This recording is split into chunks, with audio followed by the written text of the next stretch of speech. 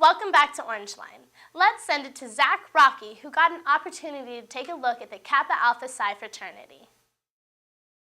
Many students on Baker's campus have noticed that the men of Kappa Alpha Psi have been dressing up on Wednesdays.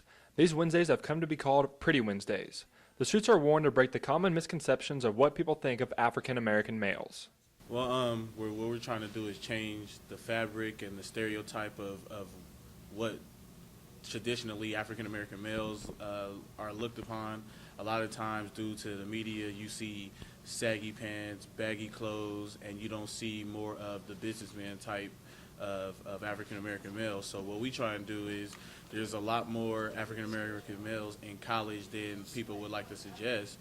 Some students would think that dressing in a suit for an entire day would be uncomfortable and a hassle. However, the men of Kappa Alpha Psi look forward to Pretty Wednesdays. We do like it. It catches eyes. It definitely turns a couple people's necks when you dress up, and like I said, you feel different about yourself. You feel like you have to kind of hold up to the role of wearing a tie. You don't see people walking around with a tie normally. It's not a normal everyday feel. And when you walk around with a tie on, it gives you a sense of urgency about your day. Zack Rockey, KNBU TV. Looking good, guys. Thanks, Zack. Now it's time for another funny episode of What's Bugging Us at Baker. Here's Chris Smith and Alex Skov. Hi, and welcome to the What's Bugging Us segment here on Orangeline. I'm Chris Smith alongside Alex Skov, and today it's a pretty sad issue. We're talking about how bad it sucks getting old. We're both seniors in college by now. We are veterans of higher education. We're still sleeping on 7-foot beds, which it's a little confusing to me. Thank you for keeping me on campus. Right. But I wake up in the mornings, my joints, they're all stiff.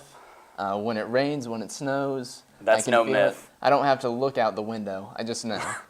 I wake up, I'm like, no, it's time to go back to bed. Crawling down from our 7-foot beds. Exactly. No calculus for me this morning. That's what I say. Whoops. You know what's the worst part? What's that? Is that it's like frowned upon when you try to take naps when you're in college. Exactly. Especially when you're seniors. Yeah. I tried to explain the other day that I needed a nap to one of my fellow classmates, and they're like, how old are you? I said, 22. Yeah. Like, that's inappropriate. Exactly. It's like I missed the time when it was okay for me to sleep 10 hours a night and still just crush a 3-hour nap in the middle of the day right after school. I think that would really aid in my senioritis. If I was able to take a nap, it would really rejuvenate me, and maybe I'd do more. Yeah, maybe you'd have more energy, and you would want to do more. Rather than just sit around. Exactly. That's really all that's bugging us this week. Back to you guys.